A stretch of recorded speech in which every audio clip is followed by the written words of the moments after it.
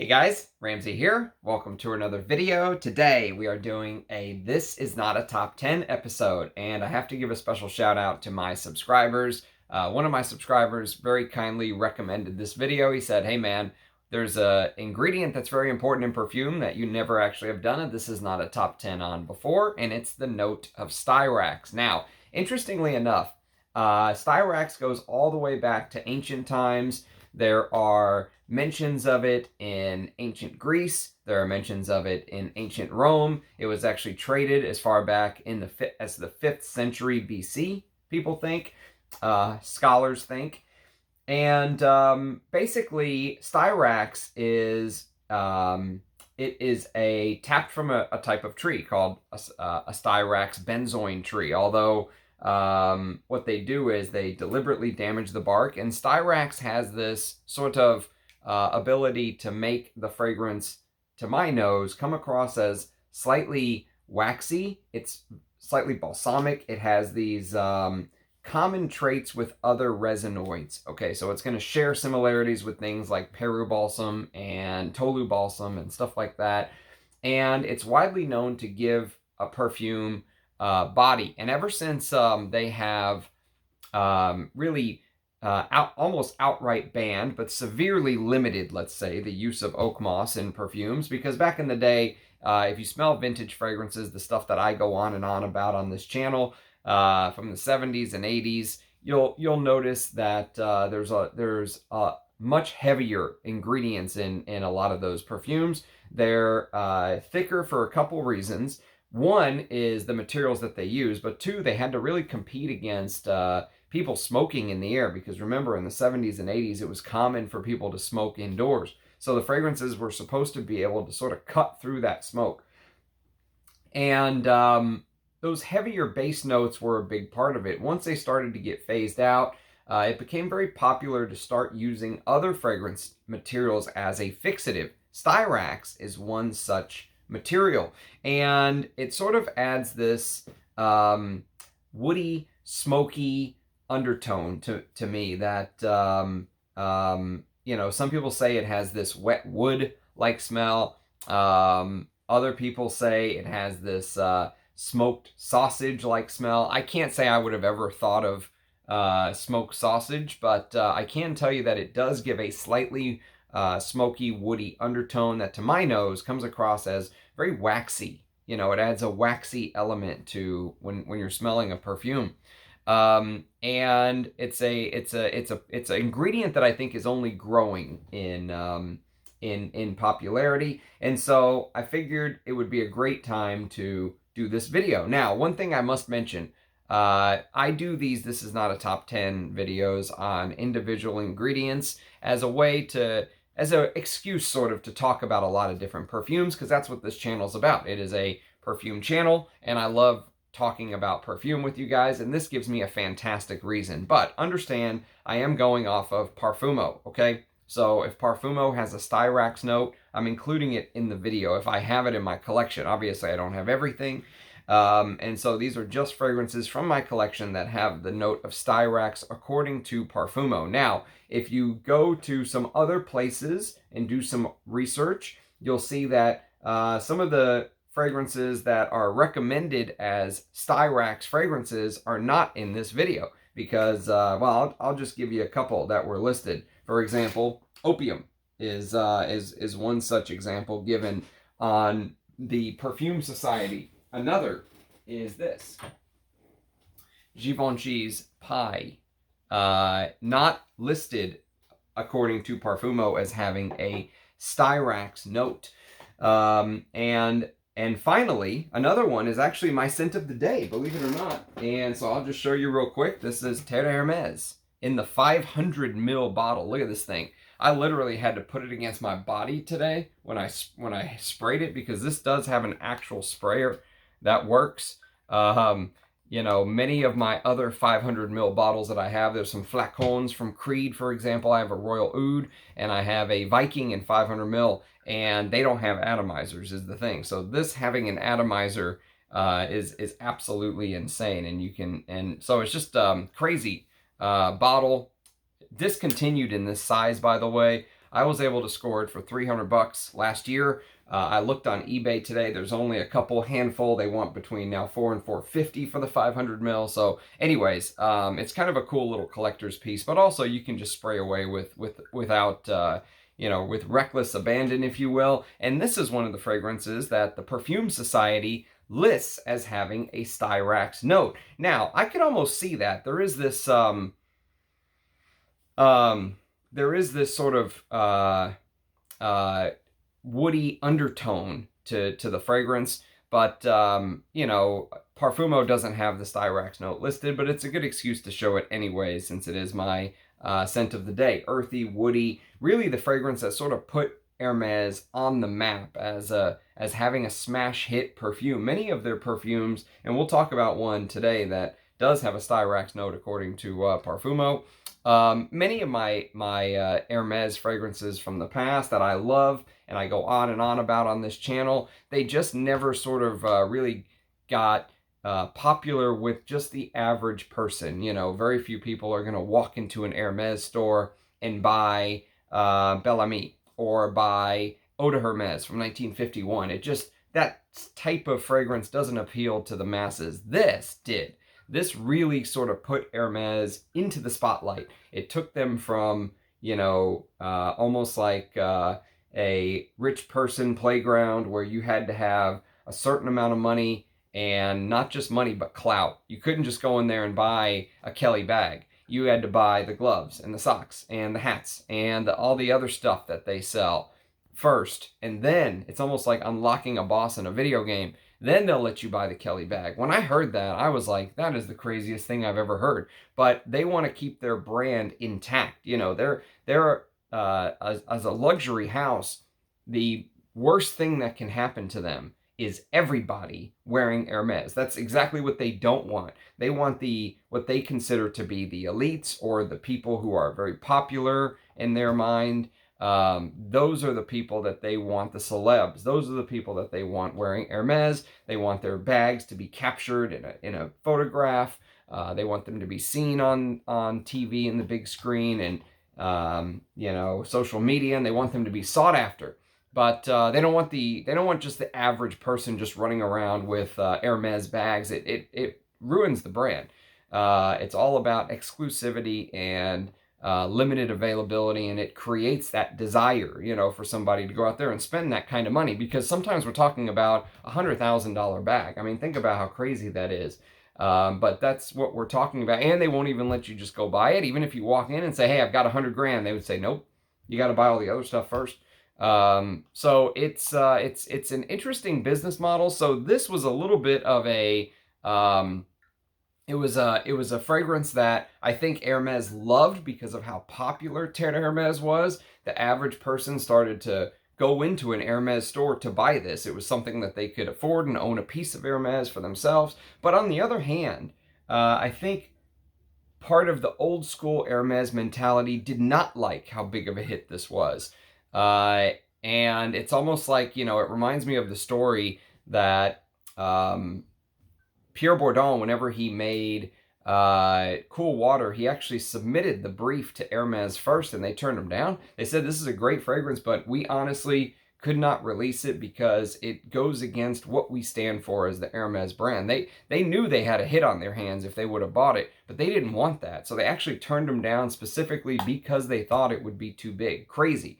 But just an interesting little piece of history there. So this was my scent of the day. It was I did go to the office. I worked all day. 7:30 here in Texas. So long day for me, but I had to do this video, and this is perfect for the office. So Terre de Hermes is my scent of the day. Okay, so let's get started on the Styrax. This is not a top 10. So first we're gonna, basically this is sort of an alphabetical order. There's some things that are not exactly perfect, but this is unranked. Okay, so the Styrax video is unranked first, then maybe later on I'll come back and rank these. But when we get to one that I think has a specifically noticeable Styrax note, I will mention it. So first thing, we're gonna start with Amouage.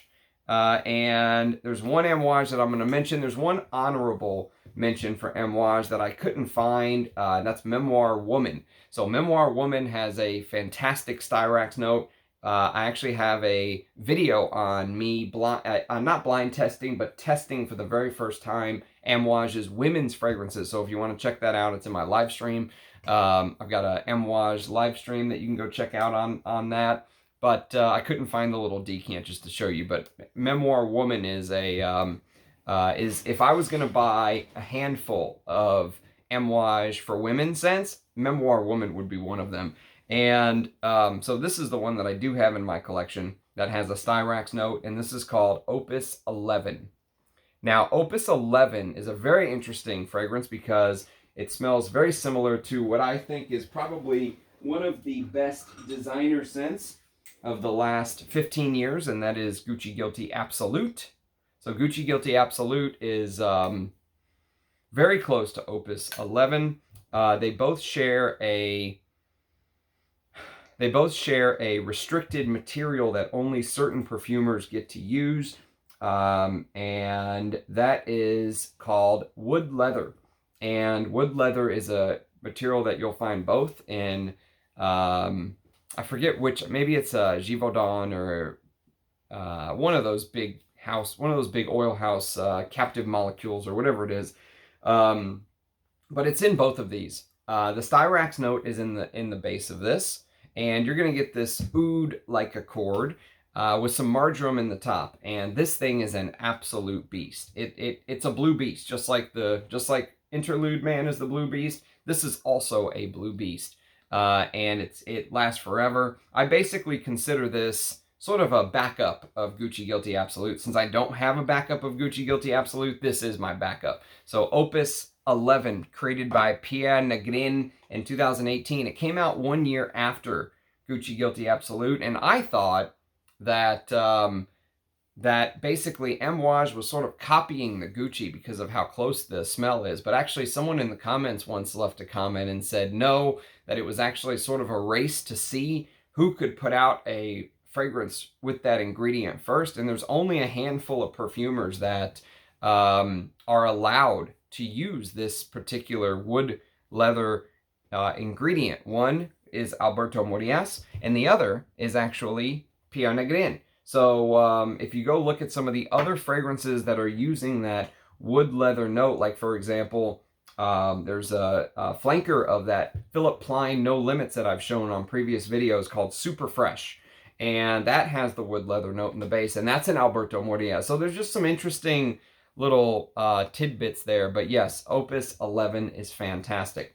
Okay, next on the list is a couple Aramises. So in 2013, Aramis tried to sort of get into the Middle Eastern market, if you will, and they released a couple of these. And thanks to Armando, I have all three. And a couple of them have this Styrax note, and one is called Perfume Calligraphy Rose. And these are actually discontinued and starting to fetch big money in the aftermarket. Now, I do think they're all good fragrances, every single one in this line, but I do not think they're worth the money that they're starting to fetch just because they're discontinued. It's sort of like a floral oriental. Saffron plays a big part in the opening with some oregano and honeysuckle and of course Turkish rose. Absolute, well, not of course, but that's what there is, definitely rose in here since it's Perfume Calligraphy Rose. And then you're hit with that myrrh and Styrax, and that's actually in the mid. And so the myrrh adds this sort of element of fiery warmth. So imagine this rosy Middle Eastern style saffron. Rose saffrons are everywhere, but the resins in this are actually really good. They claim ambergris in the base. Who knows if it's real or not, although Estee Lauder sometimes will surprise you with stuff. So Estee Lauder, some of their perfumes are much better than people give them credit for, with labdanum, frankincense, musk in the base, and then a little bit of lavender. And this was actually a unisex release. This is actually a unisex release, but in the Middle East, many men wear rose. So I could see a lot of men sort of buying and wearing this for the Middle East. And Trudy Loren, is the perfumer. I'll do a review on this one day soon, but very interesting fragrance, I'll tell you that. Very, very interesting. And then Probably my favorite from the whole line. Although I haven't made my mind up, but probably my favorite from my limited wearings to bed is this. This is Perfume Calligraphy Saffron. And Perfume Calligraphy Saffron has marigold and bergamot in the top. And the marigold instantly takes it in another direction. It adds this sort of dryness. Imagine you're staring at like grass this color. Sort of this dry, Sahara-like grass. With saffron. Again, saffron and Turkish rose absolute and lavender. So the heart is the same. Okay? The heart is the same. They've put the Styrax in the base now. And they removed the myrrh. And they've added some tonka bean and vetiver. So there's no frankincense, there's no labdanum, there's no ambergris, there's no myrrh, there's no musk. So you can sort of see where they went in a little different direction. But this reminds me of a little like a vintage, there's some vintage take to this. Came out a year later. So this came out in 2014. And so this also, the marigold adds a little bit more of this spiciness to the creation. But again, very good fragrance. Not worth the money online because they're all discontinued now. But I do think it's good if you get it, if you can find it for a decent deal. It's not bad if you find it for a deal, but don't pay big money for that. And then we have a Bortnikov, and I actually talked about this on yesterday's video, I believe. This is a fragrance that I think is probably one of the best Champaka fragrances I've ever smelled. And Bortnikov, to me, you know, he has a lot of different skills, but one of his skills is that he uses these floral essences in a way I have never smelled any other perfumer even get close to. I mean, he's like on another planet with his use of florals. And here it's Champaka flower and Champaka leaf. And this is called Bleu Exquise. And Bleu Exquise, I actually have a review on the channel, or an early impression video. I don't have a full bottle, I just have this decant. Thanks very kindly to Scott in Germany. I think it's Scott in Germany sent me this anyways. If he didn't, apologies to the person that did. But yeah, there's jasmine and clove and cacao. It was the cacao video I did yesterday with that almost patented cardamom in the top from Bortnikov. And the Styrax is in the base of Le Exquise with ambergris, Tolu balsam, Indonesian oud, and Vietnamese oud. Very good fragrance. I wouldn't go buy a bottle. I'll enjoy what I have here, and you know, that'll be that. But really good fragrance. Probably one of the better Bortnikovs that's not in my collection. Okay, next on the list. Excuse me whilst I hydrate. Next on the list, we have a old school fragrance from 1976 that I absolutely adore. I love the way Styrax was used in these type of compositions, and I didn't even grab it. Hang on one second. Excuse me. Where are you? Ah, there you are. So, this is Yatagan. So, Yatagan is one of my favorite fragrances from the 70s.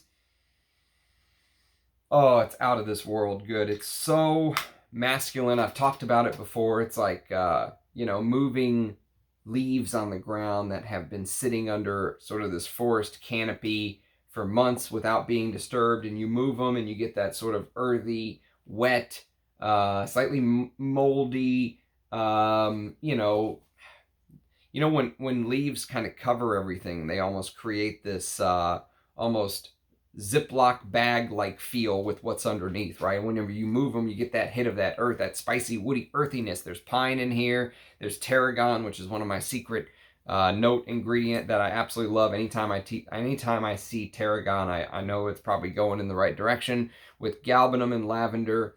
And this is known as basically one of the best castoreum fragrances from the past. You know, if you give people a top 5 castoreum list from the 70s and 80s and vintage fragrances, let's say, this would be right up there with, you know, probably right below Antaeus. But in the base, there's this leather, and there's Styrax and oak moss and amber. And so the leathery castoreum sort of blends all together. But yeah, that Styrax is in the base. It's beautiful, spicy, woody, just a beauty. I love this stuff. But it takes a you know, and a Yatagan is sort of a saber, so you can see how the T is almost shaped like a saber. Very interesting story behind the Yatagan. If you ever get bored and want to read about some obscure history, go read about the history of the Yatagans. Very interesting stuff. Okay, next on the list we have a Clive Christian, and this is probably my favorite Clive Christian, I would say, although it also loses marks because it smells like a Tom Ford that came out 3 years before. This is Clive Christian. Whoops, let's try this again.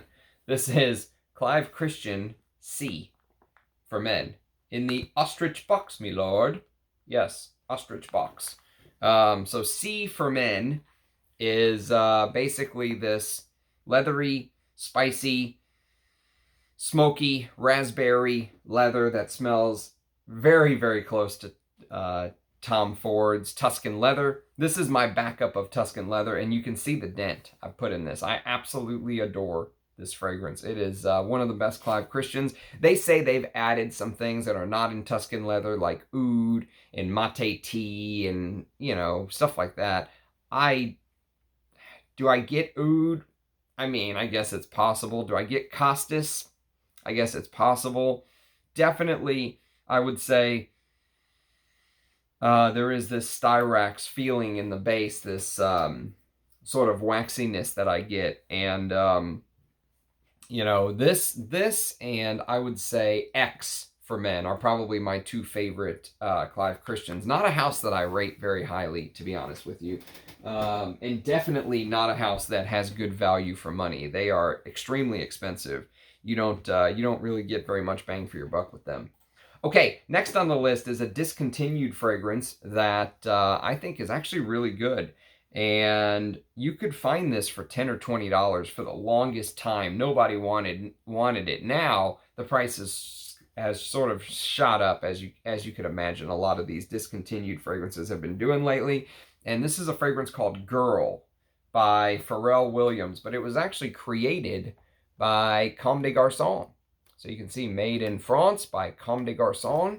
And this was made in 2014. So 9 years ago, it's discontinued. Imagine sort of a blend of a couple fragrances. So imagine you took Narciso Rodriguez for him, EDT, the best Narciso Rodriguez fragrance, and some Fahrenheit. All right. So you have this violet leaf with violet and lavender. And here they added some things to distinguish it from Fahrenheit. So they used white pepper and they used neroli. And neroli acts as this this note here that sort of makes it smell slightly more modern than Fahrenheit, because neroli can sometimes have this sort of clean sheet-like vibe. And so you get that. But what they've done is they've added a fantastic note of iris. Just unbelievable. The iris and the Styrax in the heart blends together beautifully with a base of lovely sandalwood and cedar, vetiver and patchouli. Christian Astugaville, I believe, is Christian's name. And Antoine Lee created this. So all of you folks who are sort of new on the Antoine Lee bandwagon because of all the great work he has been doing, and he deserves all of the fans that he's been getting, check out his older work too. This stuff is really, really good. And I've always said Antoine Lee likes to give little hints of fragrances from the past. So, you know, for example, I mentioned that Dessandra's, I would say it's going to be the 2023, release, best release of 2023, Dessandra's from Les Abstraits. That smells very similar. Well, not very similar, but you can see the inspiration from Devon, which is a very underrated green leather chypre from Aramis. And so these fragrances that he creates, there's always a little bit of this, you know, harken back to the good old days of perfumes that he loved. I think he does a good job leaving these little crumbs. And here it's a little bit of Fahrenheit. This is a really good fragrance. Very fantastic. Okay. Next on the list is going to be a Dior. And many consider this one of the greatest ambergris fragrances of all time. But this is basically a floral chypre that is very complex. And I've only really smelled one other fragrance that I can put in the category of this, and it's a Guerlain, and they both came out in the year 1969. So this is called Dioressence. So, so the fragrance that I was mentioning that it reminds me of is this little bad boy. Whoops. Sorry, I don't know which one it is now.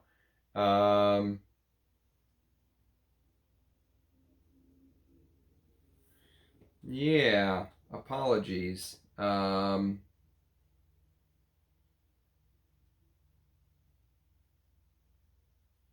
This is it.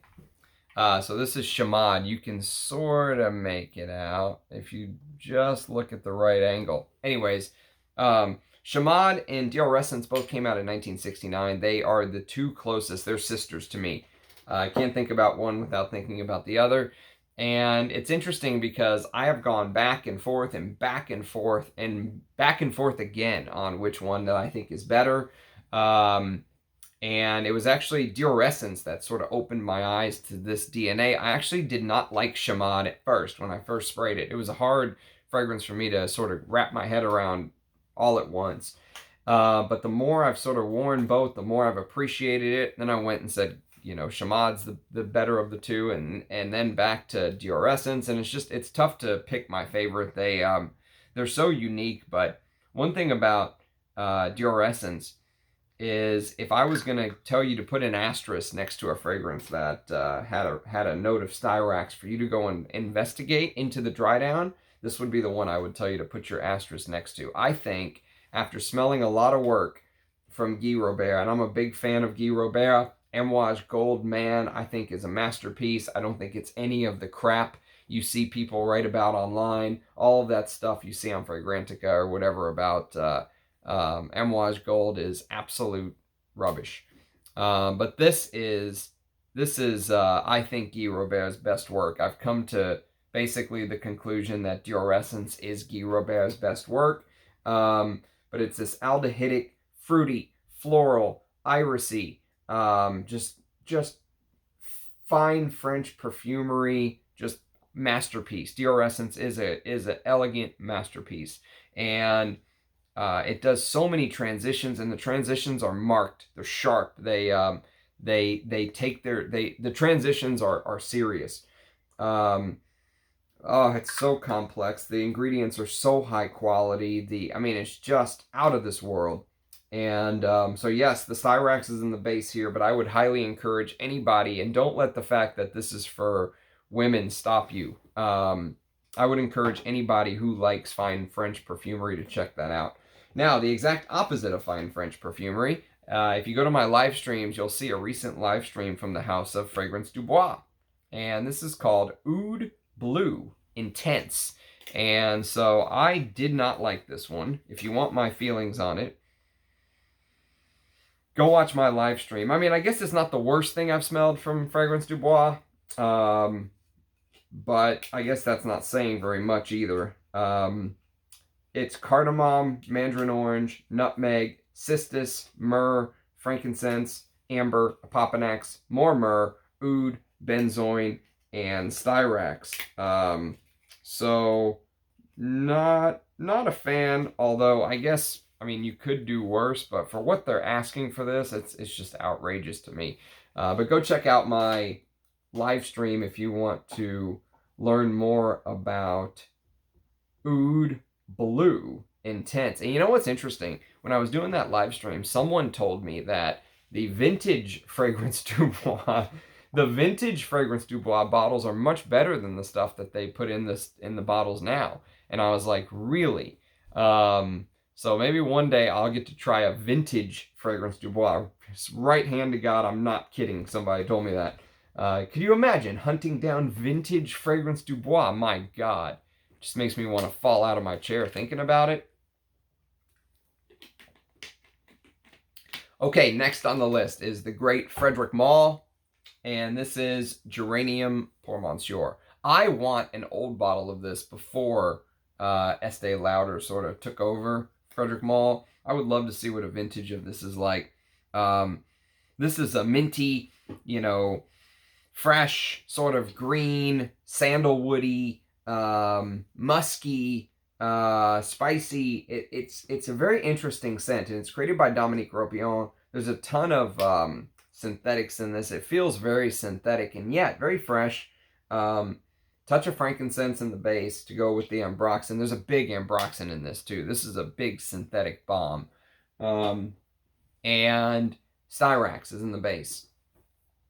But this is a very light-handed Styrax. This is a Styrax note in the base for summer. You know, to me, this is a spring and a summer scent that you can just sort of spray away on. But yeah, Geranium Monsieur, fantastic stuff. I would love to smell a vintage bottle one day. And what is sometimes my favorite fragrance of all of my fragrances in my collection, sometimes it is, sometimes it loses out to Antaeus. It really just depends on my mood. But this is Bel Ami by Hermes. And you can put an asterisk next to this if you want to smell a proper Styrax in the base with leather. Castoreum, my God, man. That smoky, woody, it's so good. Sage, super masculine. And don't worry about getting one of these OG shaker bottles. I'll tell you, just get whatever you can find. First or second generation is what I'd recommend. The new one, I would probably skip the new one and go for Bel Ami Vetiver personally, but someone mentioned the new one isn't even that bad, but I would go for the first or second generation.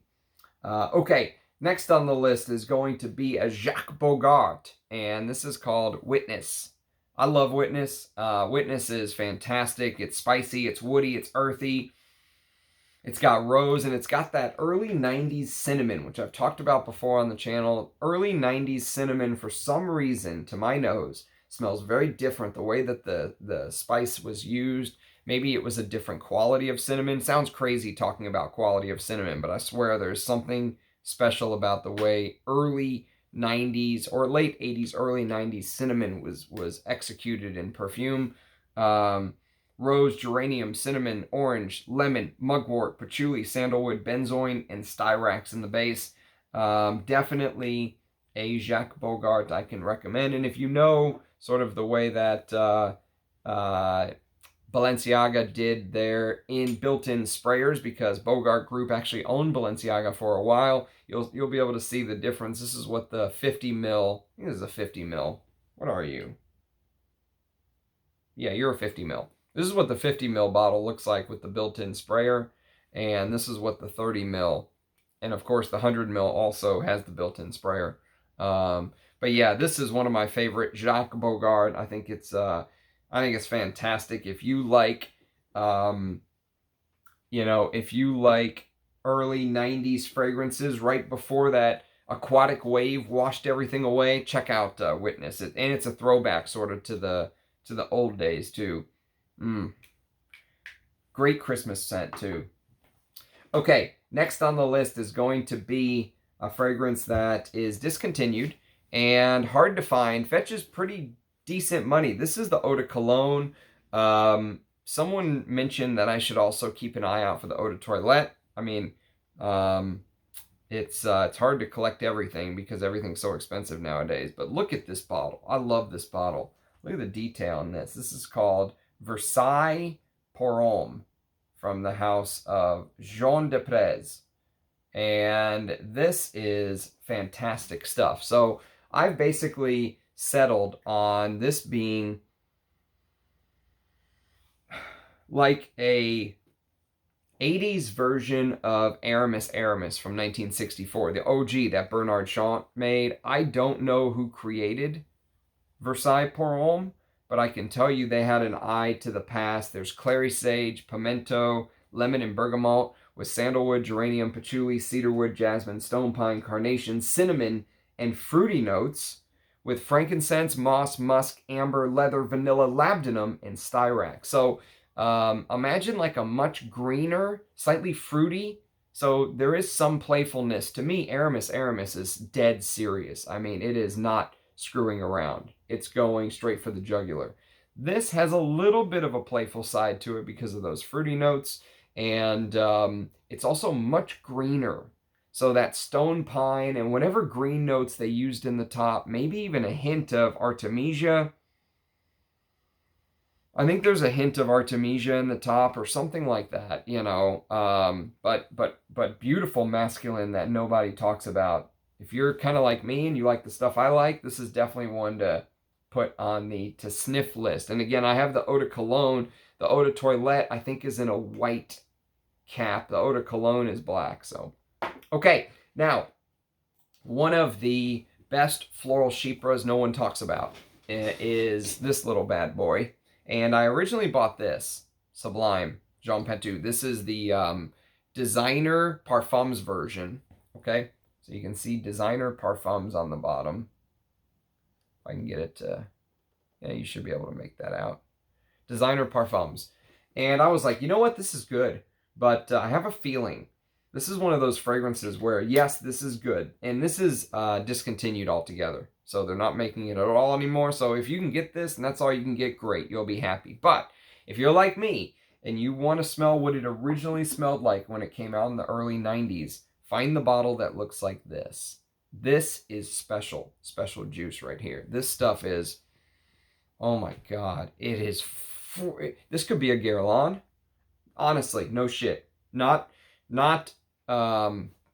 putting any other houses down, but Guerlain has this elegance to it. So yesterday, if you watched my cacao and chocolate video, I did an unboxing, and two of the bottles came from my good friend Armando. One was the Eau de Cologne of Vetiver. One was the Eau de Cologne of Abbey Rouge, which those Eau de Colognes are hard to find. I think they stopped making them in the early 90s, okay? It's my guess. I'm not 100% sure. Early to mid 90s. And so I was able to hunt down the Eau de Cologne, and I wore them to bed last night. So here I wore Abbey Rouge, and here I wore Vetiver, and I was absolutely dumbfounded by how elegant and beautiful, and the opening was lemonier and citrusier and fresher than the EDTs, and yet the base was heavier. It made absolutely no sense, and yet it had that Guerlain posh. You know, when I woke up this morning, I had that Guerlain dry down on, and I was just like, I mean, just knocked me for 6, okay?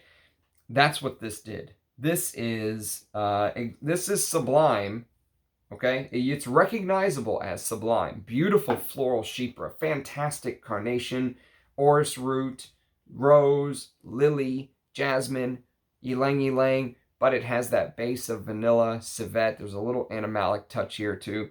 The sandalwood, I swear to God, there's Mysore sandalwood in this one. Not in this one, but it smells like you're smelling Mysore. And of course, the Styrax is in the base. Now, this is a Jean Carleo, so I don't want to put him down. Some people think he's the best perfumer of all time. He's better than the Guerlains. I just say it reminds me a little bit of a Guerlain because of the aesthetic of a Guerlain. Guerlain, to me, is fine French perfumery. Someone left a comment saying if they're sitting in a Paris cafe, you know, living their vacation dream, that's the fragrance they wear. One of the posh Guerlains, right? And that's what this reminds me of, Sublime. And it really is Sublime. It is fantastic. I love everything about it. Look at the detail right here. Jean Patou, Paris.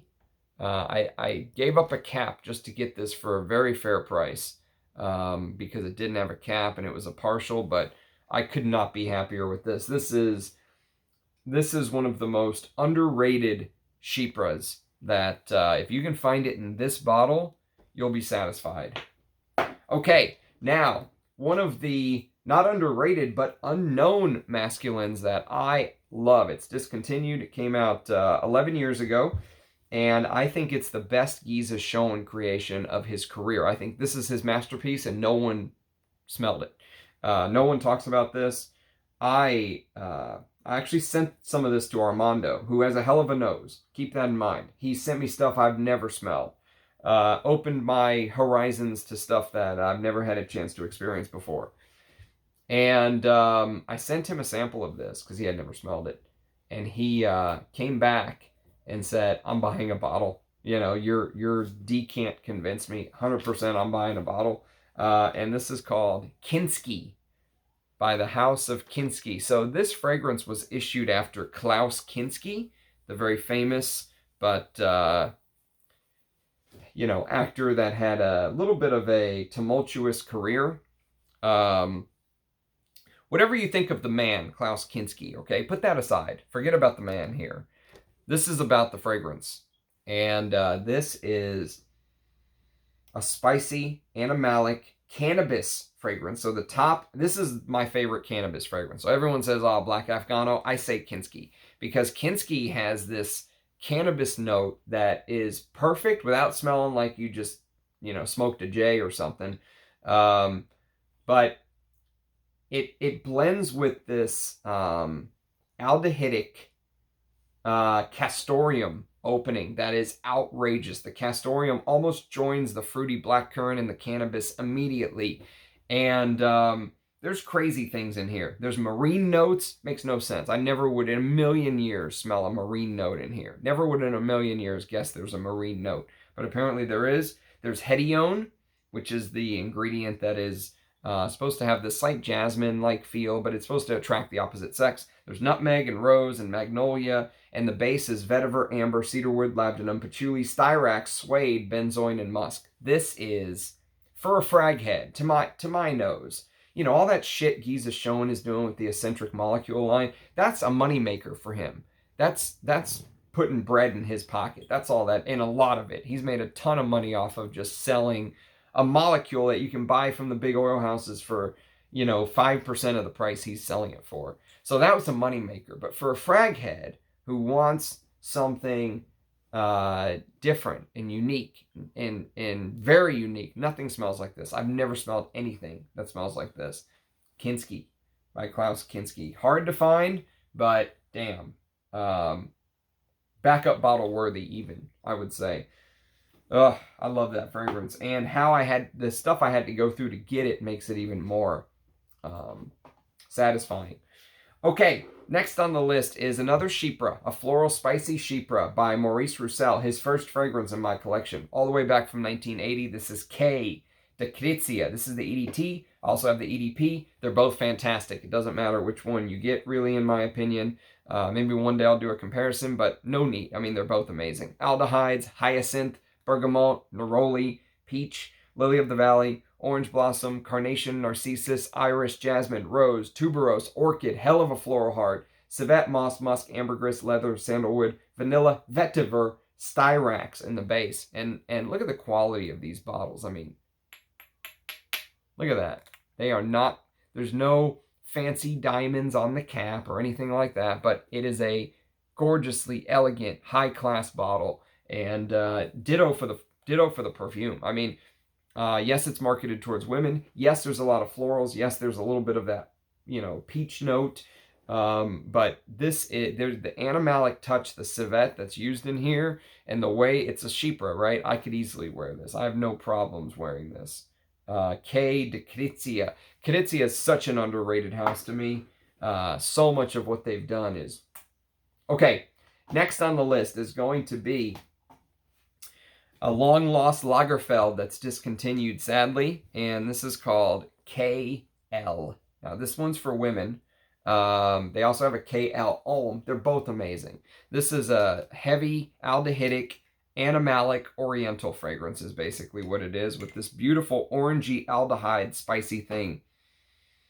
Oh, God, what a fragrance. That runs through the heart.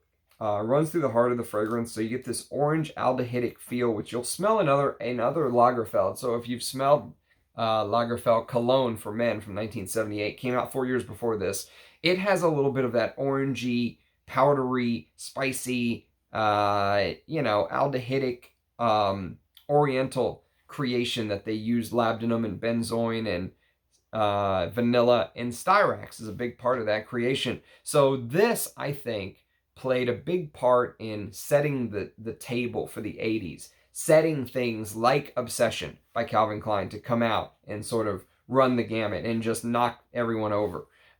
It was this that sort of set that table. And I'll tell you what, man, KL is it's a treat to know. I need to do full reviews. Oh, I need to do full reviews on these fragrances that I'm sure the bros that just wait for the, free bottles and then post their videos all in the same, day or two apart because they all got their free bottles. They're not going and discovering stuff like that. So that's kind of where I want to go. I want to go where all of the other folks are avoiding because it doesn't get them new subscribers, or it doesn't, doesn't get them any views, as many views as they're looking for. So I want to go to the against the stream. Okay, speaking of going against the stream, I took a chance on this blind, and my God, I'm glad I did. It's from the house of Lanvin, and it was originally called Mon Péché, and it's known as My Sin now. And My Sin is also an unbelievable animalic floral chypre. From 1924, this came out. If you, actually, I'll tell you what,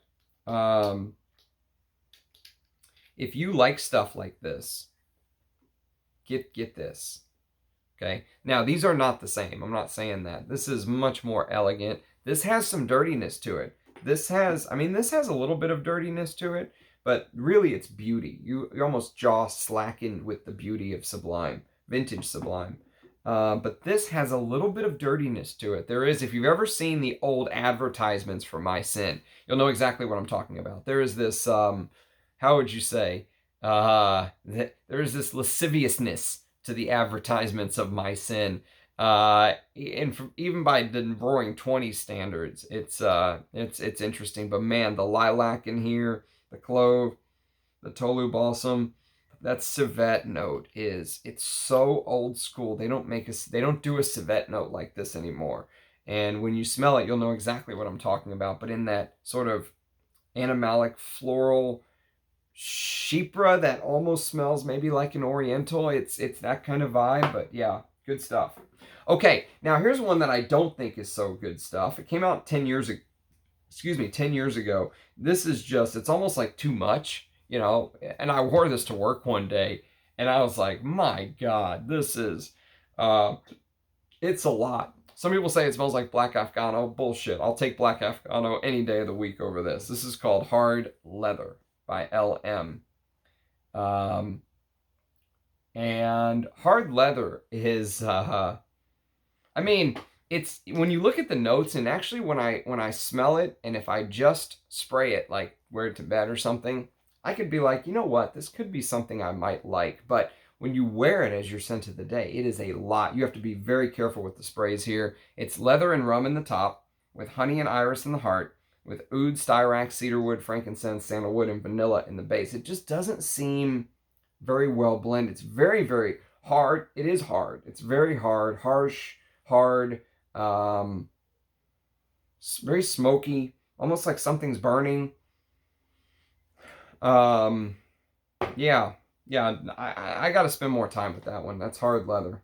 Okay, next on the list is an MDCI, and this is on the potential full bottle list one day. Not that I need it. Obviously I don't need any more full bottles, but I would love to have a full bottle of this. This is MDCI's Chypre Palatin. One of the best. Bertrand Duchaufour. Oh, there's so much going on here. Green, galbanum mixed with floral, hyacinth, rose, gardenia, iris, and jasmine with this almost, orange clementine that will remind you sort of the color of this juice, with labdanum right from the get-go in your face. So it's resinous. It's almost like you took a chypre and an oriental and combined them together. It's like, there's a few fragrances that I think have sort of set the table for this. But this really just walked right through that open door. Vanilla, tolu balsam, benzoin, castoreum, everlasting flower, absolute, leather, oak moss, and styrax. Man, I love Chypre Palatin. It is, and the flowers are so, it's like standing in a garden, in a legitimate, well taken care of garden. It's fantastic. Okay, next on the list is Moschino Porum by the house of Moschino.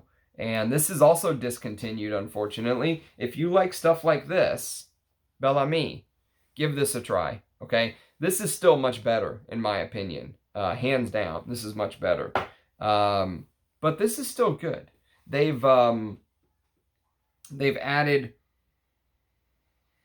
a lavender note in here that sort of sets this a little bit apart from Bel Ami, if memory serves. The lavender sort of takes Moschino Porum in a little bit of a different direction. There's also there's no basil in here, but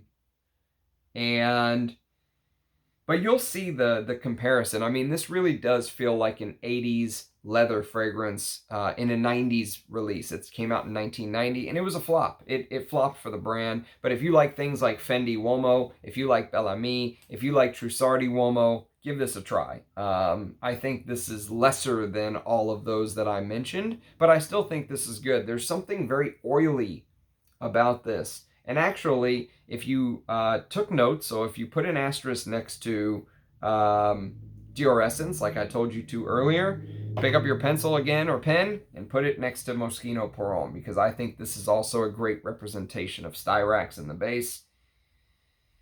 Just a little bit of Castoreum too, just a bit, but good fragrance. Not great, but good. I like it. It's my style.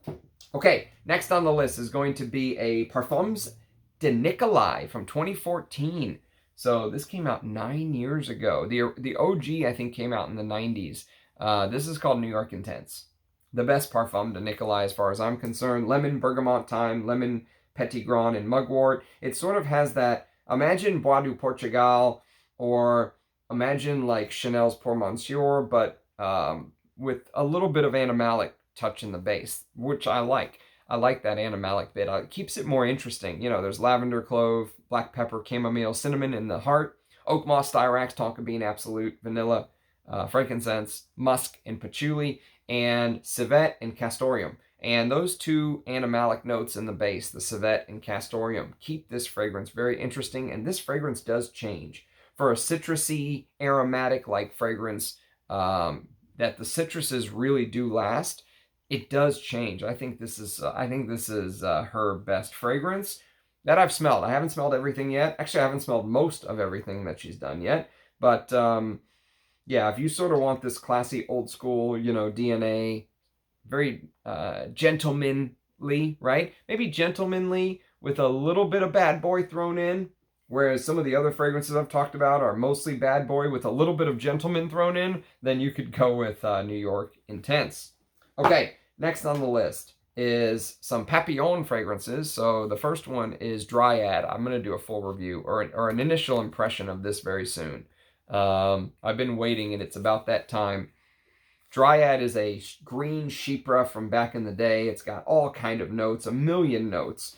Costus, galbanum, labdanum, narcissus, castoreum, tobacco, civet, star anise, orange blossom, lavender, iris. Long story short is if you like the old school green scents, if you like Private Collection by Estee Lauder, if you like Val de Nuit by Guerlain, Dryad should be right up your alley, and it is right up mine.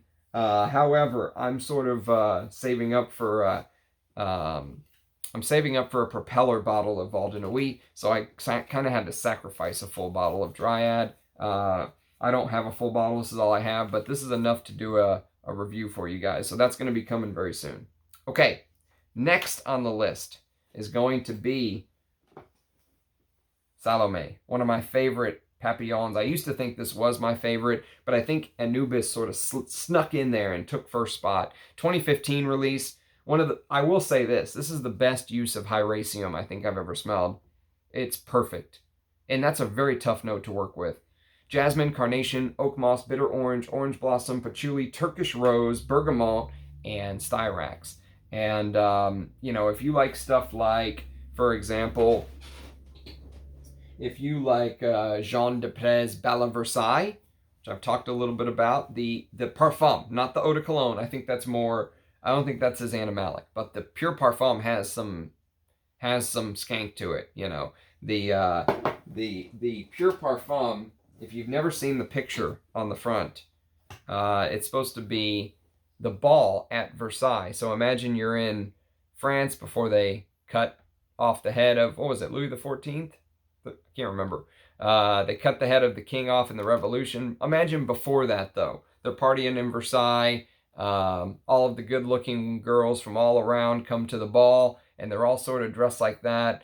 But maybe underneath the dress, they're not wearing as much as they should, let's say. That's sort of the image of Belle à Versailles, and that's also sort of the image of Salome.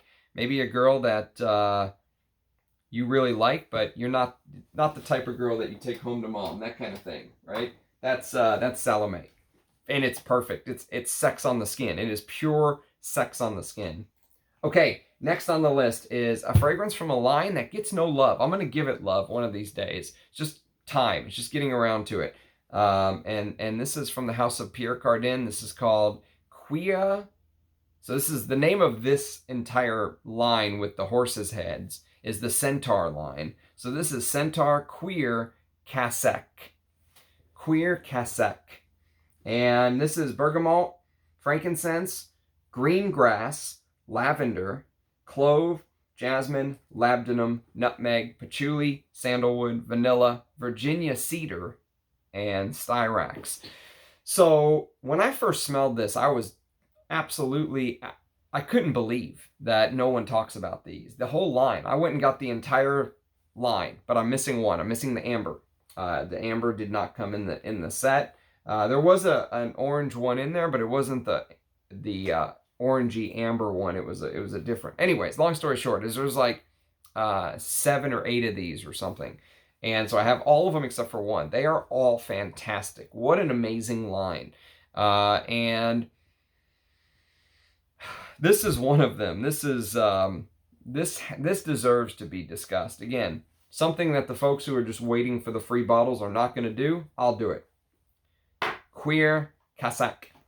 All right, next on the list is a newer fragrance from the house of Parfums Cortana, and this is called Irofante.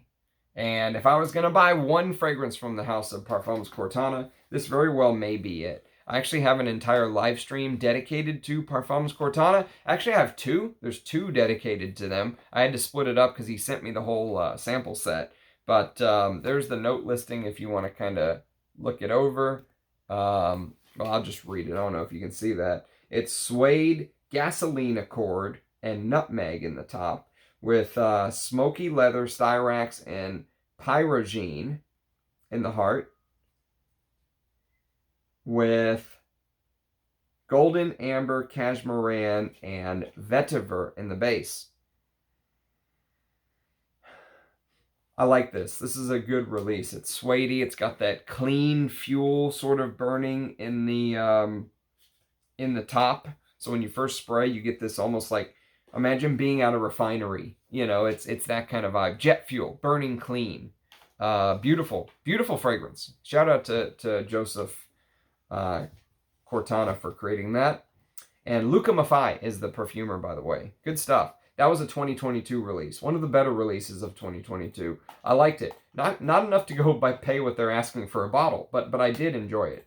Okay, next on the list is some Roges. So first we have Chypre Extraordinaire, which I have a full review on. If you want to go check out my my full review, it's not good. I'll tell you that. Not one of my favorite Roges. I think it's extremely overpriced. And even though they cut the price by £1,000, I still think it's extremely overpriced. I might pay $100 for a full 100 ml of this. That's it. It was 1,750 pounds or something insane. They cut it to 750. So they just knocked $1,000 off. Just knocked it off. Which shows how, you know, special and rare the materials are. They can just knock off $1,000 and not bat an eye. Anyways, it's a huge floral Chypre that doesn't have enough, you know, it doesn't have enough of that thickness that I like, the animalic bit. It says there's civet, and it says there's all the stuff in there, but it just smells like sort of a cleaner, sort of floral fragrance that honestly I would just wear. Joy by Jean Patou if I was gonna wear something. Joy's better. Joy's a million times better. And then we have what I do think is the best Roja. I have a ranked family portrait from Roja, and this was very close. This was the top, actually. It's Diaghilev. Diaghilev's his greatest creation, hands down, my opinion. This moves me. This really does move me. This is a very emotional fragrance for me. Every time I smell Diaghilev, man, every time. All I have to do is take the cap off. I don't even have to spray it. I can just take the cap off and smell it. It is out of this world. It's also a Chypre, but it's more of a spicy animalic Chypre with lots of cumin and civet and leather and ambrette and styrax and iris. And I would say that this is Roja's greatest creation from his house. And you can see I don't have much left. Will I buy another bottle? I honestly don't know. As much as I love this, I don't know if I'm going to buy another one. I think I might just enjoy that and maybe move on. Okay, sorry, I do have to stand up because I was not prepared as I should have been. So, next on the list, we have Great Britain. So, Great Britain is what they call a Russian leather fragrance. And this is also one of my favorite Rojas, and this is also a fragrance that they just knocked $1,000 off. It was 1,750 pounds or something for this, and they knocked it off to 750, which makes me think maybe this and Chypre Extraordinaire are getting the axe. I don't know, but I think this is one of his best creations. If you've ever smelled Quirquinage by Dior, you'll have an idea. It's in the ballpark of Quirquinage, and it came out 1 year after Quirquinage. Go figure. But it's sage, may, rose, violet, jasmine from grass, lemon and bergamot with leather, ambrette, kayak wood, iris, patchouli, tolu balsam, carrot seed, cedarwood, labdanum, oak moss, styrax, ambergris, clove, and juniper. And it is absolutely stunning. It's one of my favorites from Roja. If not Diaghilev, I would say this is one of my favorites. And then I guess I should have been more prepared here. And then we have the big dog from Roja. The big dog from Roja is his $3,000 a bottle shit called Roja. Now, a lot of people just call it Haut Luxe, but Roja's Haut Luxe. The Haut Luxe is the collection. This is actually just called Roja, but everyone calls it Haut Luxe, so I think they've basically given up, and they've just basically said, fine, it's Haut Luxe. I don't know. But Roja's Haut Luxe is a floral, spicy Chypre that has grown on me. The more I've worn it, the more I've liked it. Every single time I wear it, I find new things about it, and I have a full review of this on the channel. This is one of the few fragrances that I've actually done a full review on. And the ylang ylang, the May Rose, the Jasmine from Grass, all of the florals, the resinous quality of this just really jumps out to me. The iris and the labdanum. And I said that this is one of the best labdanum fragrances in my collection. This and Le Lion compete for the best labdanum fragrance. And Roja loves his labdanum. But also Styrax. So if you want to get your marker out, go ahead and put Styrax. If you go to Parfumo and look at this, they say that this is similar to Chypre Siam. Absolutely not. Not even in the same universe, other than the fact they're both Chypres. Not even the same universe. This, the resinous quality in the base, the way the labdanum and benzoin and Styrax and all that stuff, the Amiris and all that stuff sort of plays together with the florals, reminds me much more of Roja's Majestic Oud than any other fragrance I've ever smelled. Majestic Oud and Roja's Haut Luxe, these two, basically, Majestic Oud, which I also have a full review of on the channel. Those are the two closest fragrances to each other, but I actually think this is better. I think this is better than Majestic Oud. Majestic Oud is discontinued, and I've seen a bottle of that on eBay for $5 grand. That's absolutely insane. Insane. Do not pay that. Don't do it. Okay. Next two Rojas that have the Styrax note. I guess I should have been prepared. Apologies. I owe you all an apology.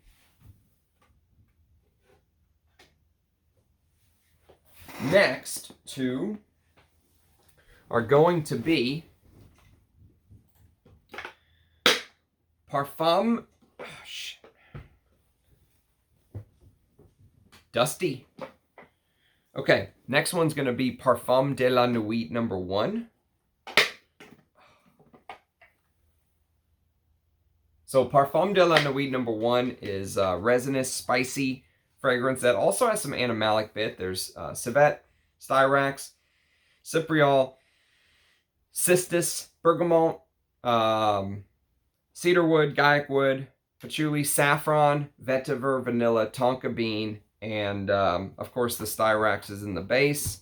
So my two favorite Parfum de la Nuit is number 1, which the more and more I wear the Parfum de la Nuit series, the more and more it reminds me, the amber reminds me just a bit of Amber Absolute from Tom Ford. There's something in the way Rojas sort of creates his labdanum, tolu balsam, you know, styrax, benzoin thing that's very reminiscent of some of the amber fragrances I love. And also PDLN 3, Parfum de la Nuit number 3 is the other one that has a styrax note in the base. And this adds some things like May Rose and frankincense and cumin. And the cumin, the opening reminds me a little bit of Eau de Hermes, like a modernized Eau de Hermes, but then it sort of goes right into that Amber Absolute sort of base dry down thing with some Guardium balsam and cypriol and stuff like that. So it's different, obviously. It's much different, but it's very ambery. Very, very ambery. Both of these are... The whole PDLN line is a very ambery affair, if you will. And I like them. I've come to like them. They have grown on me. Whoa. Fragalanche. All right, I'm going to have to pick that up when I'm done.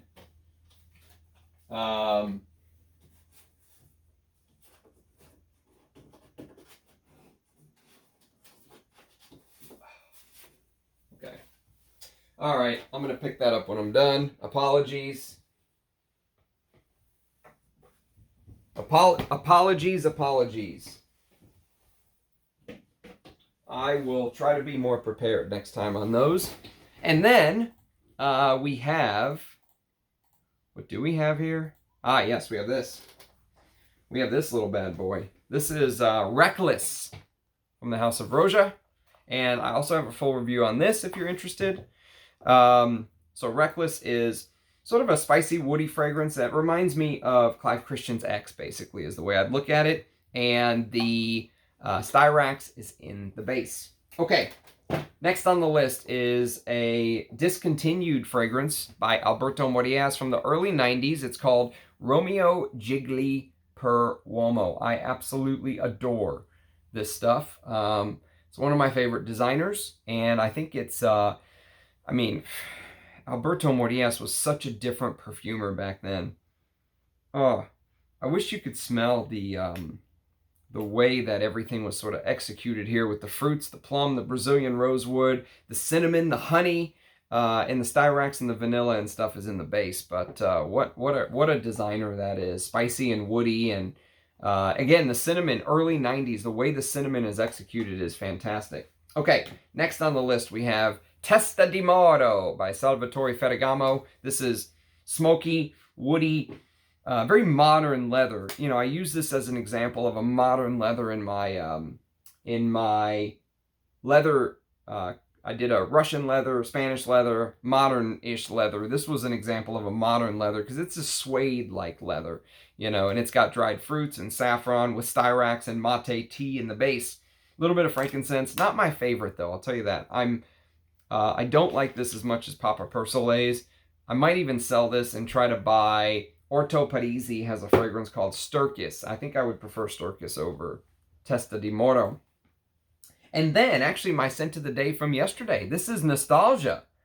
If you want to make another asterisk This one is heavy on the birch and styrax, and it opens up almost smelling like spray paint and hot glue gun in a garage with a car with tires. You can smell like sort of the tires. Maybe you just put that tire wet around the tire with some tobacco and patchouli and cedar and musk, vanilla. The vanilla really comes through and softens everything out. The opening, you're going to be like, what in the world? But that goes away very quickly. It's actually my favorite part. It goes away very quickly.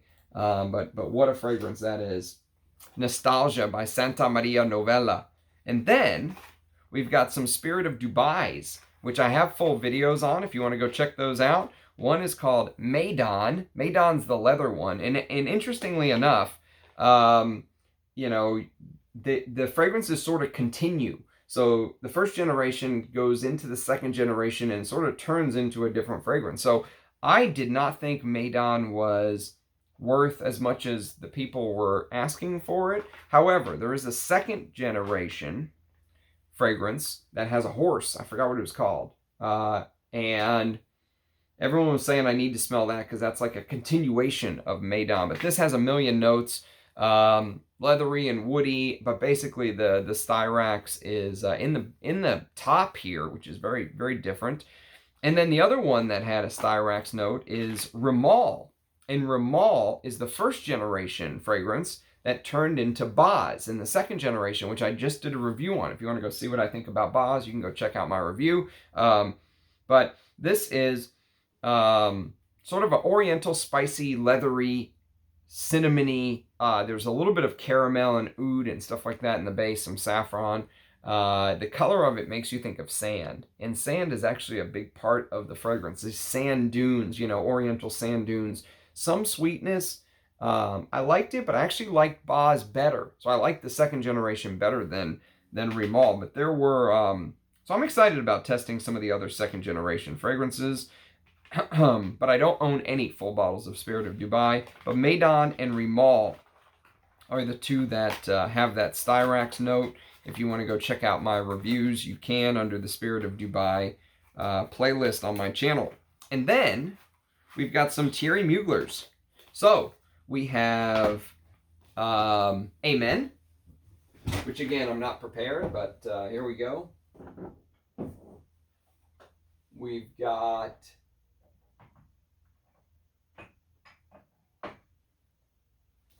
okay, so we have Amen, the OG, and this is actually Angel Men, but even if you can find any of them that just say Thierry Mugler on the bottom, that's the main thing.